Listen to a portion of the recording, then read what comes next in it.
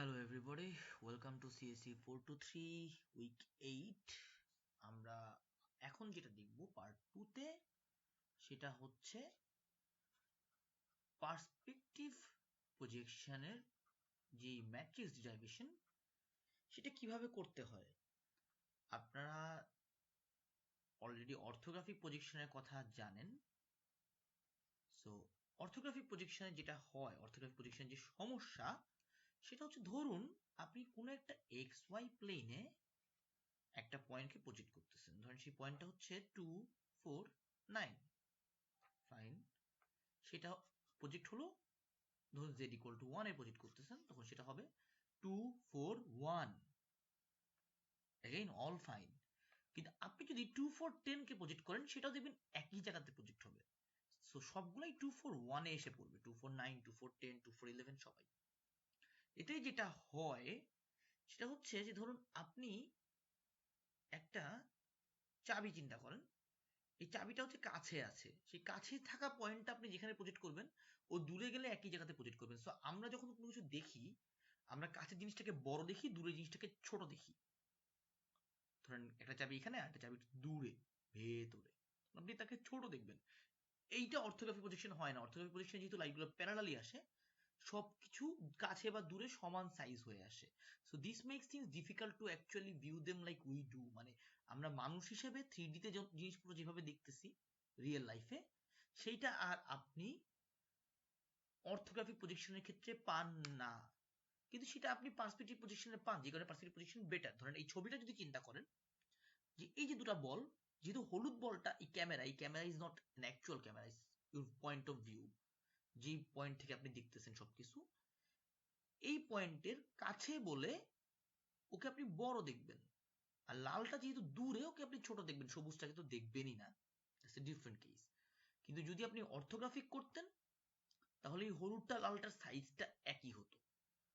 তো এই যে আলাদা সাইজ হবে, এই যে একটা পার্সপেক্টিভ থাকবে, আপনার একটা পয়েন্ট থাকবে, যে পয়েন্ট থেকে সবকিছু দেখতেছেন, এটা হচ্ছে perspective projection. Now how do we calculate like the new coordinates, like আপনি যে এই বলটার এই পয়েন্টটাকে এখানে দেখবেন, এই কোঅর্ডিনেট আমরা কিভাবে বের করব, এটা আমরা এখন দেখব। আপনারা অবলিক প্রজেকশন নিয়ে কথা বলার সময় দেখেছেন, যে প্যারালাল প্রজেকশন যখন অবলিক, তখন আপনারা দেখেছেন যে ওখানে ট্রিগোনোমেট্রি ইউজ করতে হয়। ট্রিগোনোমেট্রি ইউজ করে x prime equal to x plus L cos alpha, এই ধরনের, sorry x cos theta probably, এই ধরনের জিনিসপত্র দেখতে হয়েছে আপনাদের। পার্সপেক্টিভ প্রজেকশনের ক্ষেত্রে খেয়াল করেন, ধরেন এটা তো হচ্ছে আপনার প্রজেকশন প্লেন, আমরা একটু অন্য জায়গা থেকে দেখি। ধরেন এটা হচ্ছে এক্স এক্সিস, আর এটা হচ্ছে Z axis. So Z equal to 1 এ আপনি সবকিছুকে প্রজেক্ট করেন। This is Z equal to 1। ভালো কথা, বেশ ভালো কথা। তো আমরা পার্সপেক্টিভ প্রজেকশনের ক্যালকুলেশনটা যেহেতু কমপ্লিকেটেড হতে পারে, জিনিসটা সহজ করার জন্য আমরা ধরে নেই যে এই যে পয়েন্টটা, এটা হচ্ছে 0, 0, 0, লাইক আপনি অরিজিন থেকে পুরোটাকে দেখতেছেন। আর এটা তো জেড ইকুয়াল টু 1 ধরেন। এটাকে আর জেড ইকুয়াল টু 0 ধরা এখন সম্ভব না, কারণ আপনার যদি পার্সপেক্টিভ এখানে হয়, আপনার প্লেনটা একটু দূরে হইতে হবে। আপনি তারপরে চোখের উপরে যদি প্লেনটা আনেন, তাহলে আপনি কিছু দেখতে পাবেন না। সো জেড ইকুয়াল টু 1, আর আপনি অরিজিন থেকে দেখতেছেন। So this is the origin. এখন ধরেন একটা পয়েন্ট আছে এইখানে, মানে এইখানে না, ও কিন্তু 3D তে আছে। সো এটা ওয়াই কোঅর্ডিনেট আছে, যেটা আপনার চোখ বরাবর যাচ্ছে বলে আমরা এখন দেখতে পাচ্ছি না, কারণ আমরা তো জিনিসটা দেখতেছি হচ্ছে 2D তে। এগেন, সো ধরেন এটা হচ্ছে এগেন 249 ধরি আমরা। ধরেন 249, ধরেন অন্য কিছু, 249 না। কেন বারবার 249 হতে হবে? ধরেন 6, 8, 6, 8, 11, ধরেন এরকম কিছু। মানে অডিও তো আই থিঙ্ক আছে, যাই হোক। সো 6, 8, 11 এই পয়েন্টটা। এখন এই পয়েন্টটাকে আপনি 0, 0, 0 থেকে দেখছেন। তো দেখার সময় আপনি আসলে ওকে দেখবেন হচ্ছে এইখানে, কারণ জেড ইকুয়াল টু 1 তো। তো আপনি যখন ওর দিকে তাকাবেন, এর যেটা গ্লাস হয়, আপনি আসলে এই বরাবর দেখবেন। So this is the point we are looking for. Fine.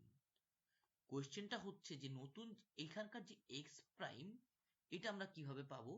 আবার যদি আপনি ওয়াই জেড প্লেন চিন্তা করেন, তাহলে একইভাবে ধরেন এটা 6, 8, 11, এখানে 6টার এখানে দেখা যাচ্ছে না, কারণ এক্সটাকে আমরা এখানে দেখতেছি না। এক্সটা হচ্ছে আমাদের এই স্ক্রিনের লম্ব বরাবর।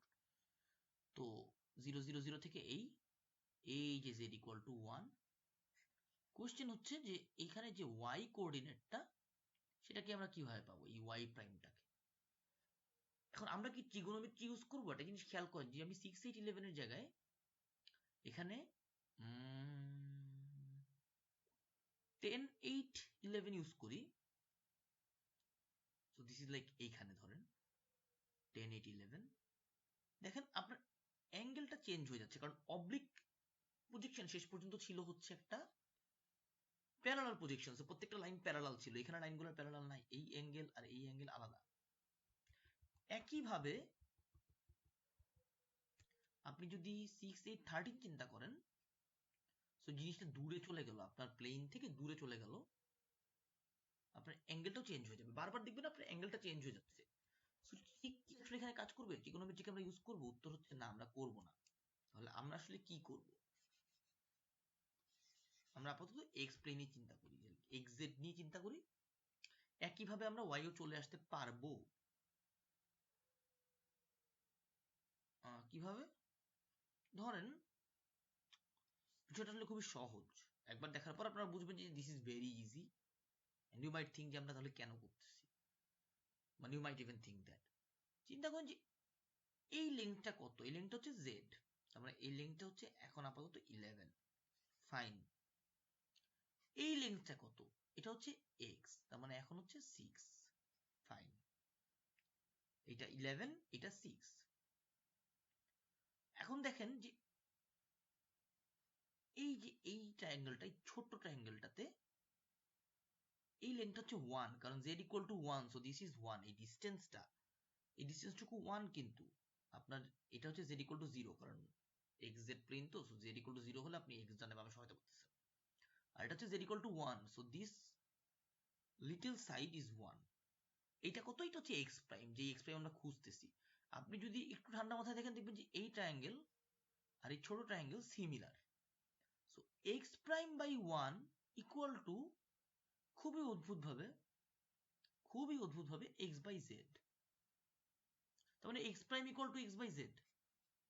একইভাবে আপনি যদি ওয়াই আর জেড নিয়ে চিন্তা করতেন, 6 8 11 তো, এখানে আর 6টা আমরা দেখবো না। এখানে একটু আগে যেমন 8টা আসলে আমরা দেখতে পাচ্ছিলাম না, দিস ওয়াজ বেসিক্যালি 6 11, কারণ 8 হোক আর 4 হোক, ওটা আসলে আপনার চোখ বরাবর হইতো। এই ক্ষেত্রে যদি চিন্তা করেন আবারও z ইকুয়াল টু 1, এই যে ইন্টারসেক্ট করলো এই ট্রায়াঙ্গেল আর এই যে বড় ট্রায়াঙ্গেল, ওরা সিমিলার। সো এটা 1, এটা y প্রাইম, এটা y, আর এটা z। এই y প্রাইম বাই 1 ছোট্ট ট্রায়াঙ্গেলে equal to y by z বড় ট্রায়াঙ্গেলে। So y prime equal to y by z। So this is actually easier in terms of like, এখানে আপনার কোনো ট্রিগোনোমেট্রি ইউজ করতে হচ্ছে না। আপনি জাস্ট এক্স কে জেড দিয়ে ভাগ করলে পেয়ে যাচ্ছেন, ওয়াই কে জেড দিয়ে ভাগ করলে পেয়ে যাচ্ছেন। প্রবলেমটা হচ্ছে এটাকে ম্যাট্রিক্সে আপনি কিভাবে কনভার্ট করবেন। ম্যাট্রিক্সে কনভার্টের আগে ধরুন চিন্তা করেন যে এটা আপনি 6 8 11 না, আপনি -6 8 11 নিয়ে কাজ করতে চান, নো প্রবলেম, -6 8 11 নিয়ে কাজ করা সম্ভব। সেই ক্ষেত্রে কি হবে? ধরেন সেটা যদি এখানে হয়, আপনি আবার -6 কে ভাগ করবেন 11 দিয়ে, একই জিনিস, এটা তো নেগেটিভই হওয়া উচিত।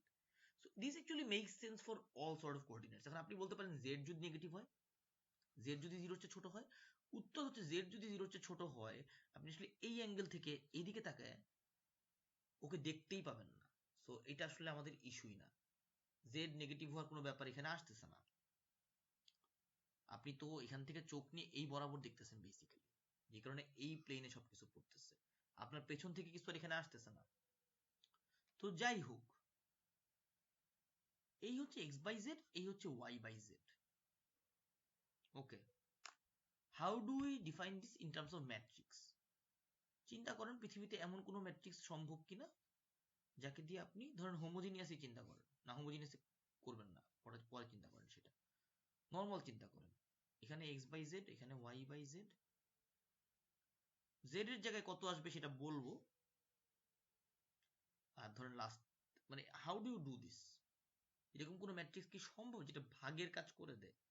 উত্তর হচ্ছে না, এরকম কোনো ম্যাট্রিক্স সম্ভব না। ইভেন আপনি যদি একটা হোমোজিনিয়াস কোঅর্ডিনেটও আনেন, this is bit difficult to do, মানে এটা আসলে করা যায় না।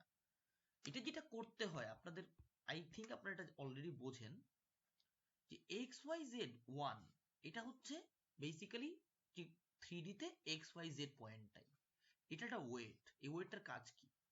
ধরেন আপনি যদি twice x twice y twice z করে এখানে 2 লেখেন, we go to the same coordinate. So এইটা জাস্ট ওয়েট বুঝায়।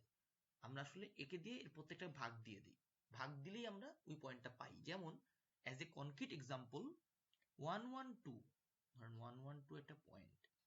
সো 1121, এই যে এটা যে পয়েন্টটাকে ডিনোট করে, 2242 একই পয়েন্টকে ডিনোট করে, এবং 3363 ওই আবারও একই পয়েন্টকে ডিনোট করে। কারণ আপনি এদের প্রত্যেককে যদি ভাগ করেন 3 দিয়ে, উপরে তিনটাকে, আপনি 112 পান। ইভেন পাই পাই টুয়াইস পাই পাই, এটাও একই পয়েন্টকেই ডিনোট করে। তো আমাদের দরকার X by Z Y by Z, how do we go there, এবং জেড এর জায়গায় তো 1 আসবে। How do we do this? এইটা আসলে খুব কঠিন কিছু না। কিভাবে? আমরা যদি ওয়েটের জায়গায় জেড দিয়ে দেই, তাহলে আসলে আমরা X by Z Y by Z 1-এ চলে যেতে পারি। How? Again, this is gonna be very easy once you see it. x y z 1, চিন্তা করেন, আমরা ওয়েটটাকে আগে চিন্তা করি। আমরা ওয়েটটাকে এমন করতে চাই যেন জেড দিয়ে ভাগ করতে হয়। সো ওয়েটটাকে আমরা জেড করে দিতে চাই। সেটা কিভাবে করব? লাস্টের রোটা হয়ে যাবে 0 0 1 0। গুড। এখন আমরা এর আগেরটাকে চাই জেড, কারণ Z by Z equal to 1, আমরা আগেরটাকে আসলে 1 চাই। সো 0 0 1 0। এটাকে কি চাই আমরা? এটাকে আমরা ওয়াই চাই, যাতে ওয়াই কে জেড দিয়ে ভাগ করে ওয়াই বাই জেড পেতে পারি। সো 0 1 0 0। আবার এটাকেও এক্স চাই, কারণ এক্স কে জেড দিয়ে ভাগ করে এক্স বাই জেড পেতে পারি। 1 0 0 0।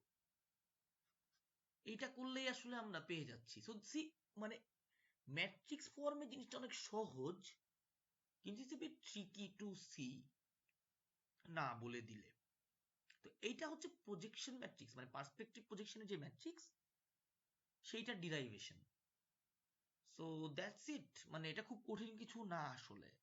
এবং এটা কঠিন হয় কখন? ধরেন আপনাকে যদি কেউ বলতো জেড ইকুয়াল টু 1-এ না, আপনি প্রজেক্ট করেন একটা র্যান্ডম প্লেনে, কিন্তু র্যান্ডম প্লেনে আসলে আমি প্রজেক্ট করি না, কারণ that makes things exceedingly difficult for us.